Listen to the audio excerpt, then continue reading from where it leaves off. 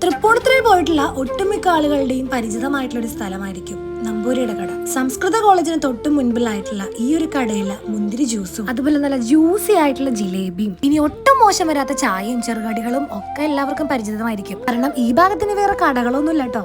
അതുകൊണ്ട് മാത്രമല്ല, ചൂട് സമയത്ത് ഈ ഒരു മുന്തിരി ജ്യൂസ് കുടിക്കുമ്പോഴുണ്ടല്ലോ, ആഹാ, സ്വർഗം കിട്ടിയ അവസ്ഥയാണ്. നമ്മുടെ നാട്ടിൽ ഇപ്പോഴത്തെ ഒരു കാലാവസ്ഥ അനുസരിച്ചിട്ട് മഴയില്ലെങ്കിൽ പിന്നെ പറയേണ്ട കാര്യമില്ല, നല്ല ചൂട്. അപ്പൊ തൃപ്പൂണിത്തുറയിലൊക്കെ പോകുന്നവര് ഈ ഒരു സ്പോട്ട് മറക്കാതെ മാർക്ക് ചെയ്ത് വെച്ചോളൂ. അങ്ങനെ ഇന്ന് ഞങ്ങൾ തൃപ്പൂണിത്തുറ സംസ്കൃത കോളേജില് ഒരു പരിപാടിക്ക് വേണ്ടിയിട്ട് വന്നേക്കാണ്. ചെറിയൊരു സെമിനാറും കാര്യങ്ങളൊക്കെ തന്നെയാണ്. സാധാരണ പോലെ തന്നെ എന്റെ തീസിസ് ആയിട്ട് ബന്ധപ്പെട്ട് കൂടിയാട്ടം റിലേറ്റഡ് ആയിട്ടുള്ള ആർട്ടിസ്റ്റുകളും ഒക്കെ ഉള്ള ഒരു ടോക്ക് ഷോ ആണ്. മാത്രമല്ല, ഞങ്ങളുടെ പ്രിയപ്പെട്ട പൗലോസ് മാഷിന്റെയും ടീച്ചറുടെയും 80ാമത്തെ പിറന്നാളാണ്.